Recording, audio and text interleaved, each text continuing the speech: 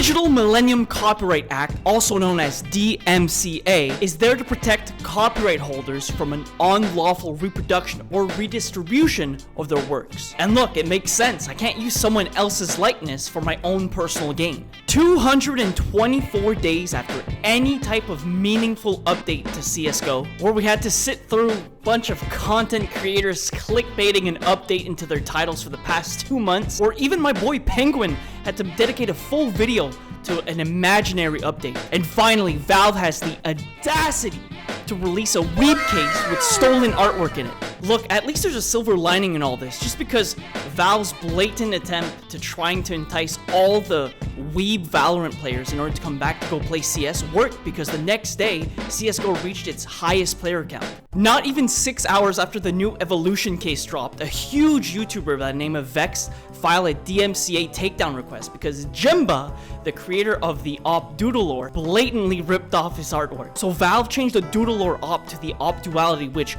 honestly kind of looks like a glorified worm god, and I feel bad for all the people who got screwed over with all their crafts. My beautiful one-of-one craft has been ruined. Bro, I told you not to craft! Now, people on Twitter are talking about the new M4 that came out into the case just because the inspiration for the chibi hair in the wind was taken from a Pinterest post just to help artists. And all that controversy forced the skin maker to private his Steam profile, but he watches the trailer park, boys, so he's fine with me. Now, there were a lot of memes that were created from the CSGO update, but I just think that it's important to look back at all the DMCA skins that were added to CSGO. The M4 Howl is the most infamous skin in CSGO, which was created by Ozzy and Sick. And the M4 Howl got added to the Huntsman case, but an Italian artist obsessed with dogs filed the DMCA claim, and Valve got an artist to recreate the skin, and in my opinion, it looks way better than the original skin. And Valve created a new contraband category, and still to this day, it is the one and only skin in the contraband category, which honestly just made this skin rocket in price. Oh, and as for punishment, Valve removed all 5 other skins from the Huntsman case that were made by Sick,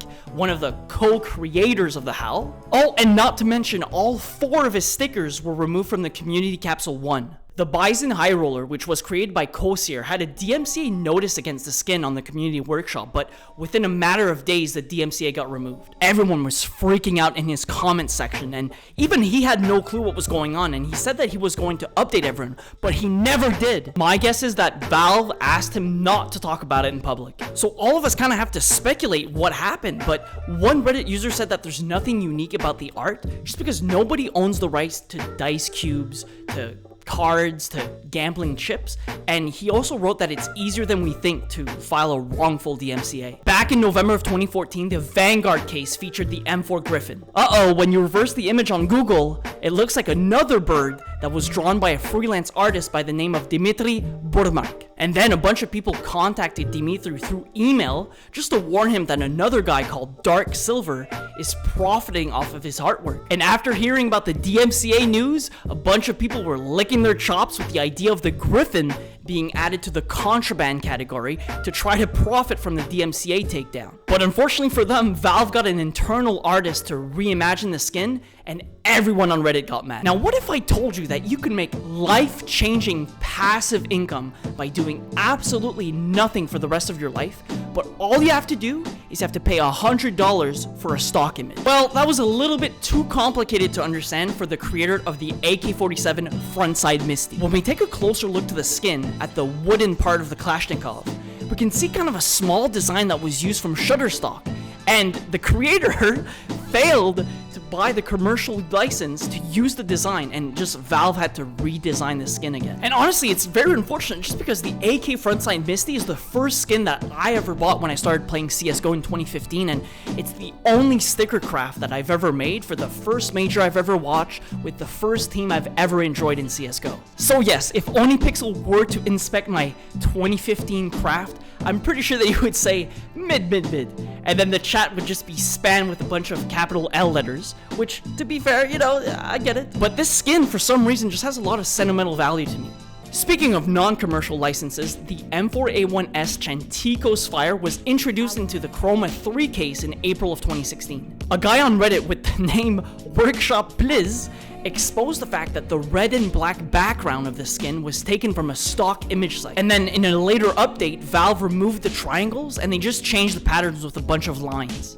And then on the opposite side of the spectrum, I just want you guys to meet Mr. Stilgar, the creator of the P250 Mendy, a redditor that deleted their account, posted on the Global Offensive subreddit, accusing Stilgar of using stolen artwork. Just because if you reverse image this skin pattern, it brings you to an iStock image of the same pattern that honestly I've kind of seen before in real life. Every time that I've stepped foot into a girl's university dorm, right? You got the tapestry with the salt lamp at the bottom and then the fake vines. And unlike the creators of the Frontside Misty and the Chantico's Fire, Stilgar purchased the license to use the pattern commercially. The Glock Warhawk, which used to be called the Glock Thunder, was created by Puchara and Khan. The Redditor made a post that the CSGO Glock skin was completely ripped off from an artwork from a real-life gun. When we do a little bit more digging, we find that there's a guy named Joey Desormeaux who's an Army combat vet and a happy civilian. And when we go onto his website, we can find that he reskins real-life weapons. So Valve stopped giving revenue to Puchara and Khan, and instead now Mr. Desormeaux gets all the royalties for having his in real-life skin in CSGO, which is kind of cool.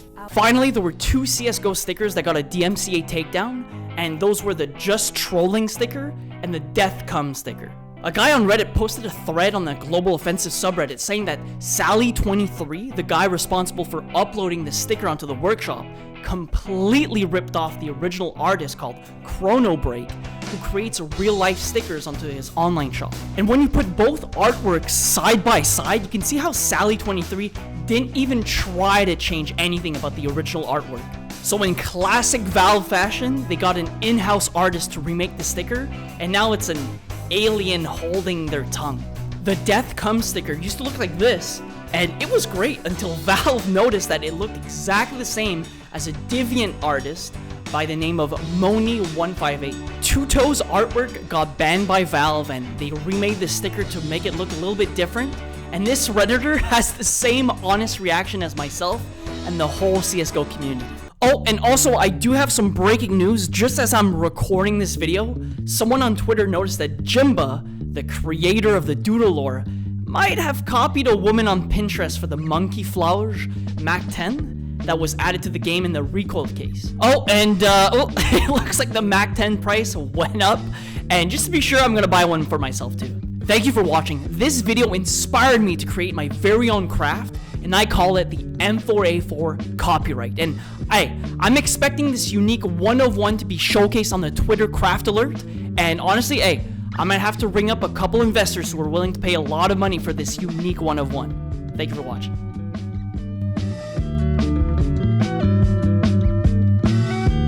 Oh my god, yo, Celery, by the way, I don't know if I ever said it, but W video. Also the TwitchCon one, that was good as well.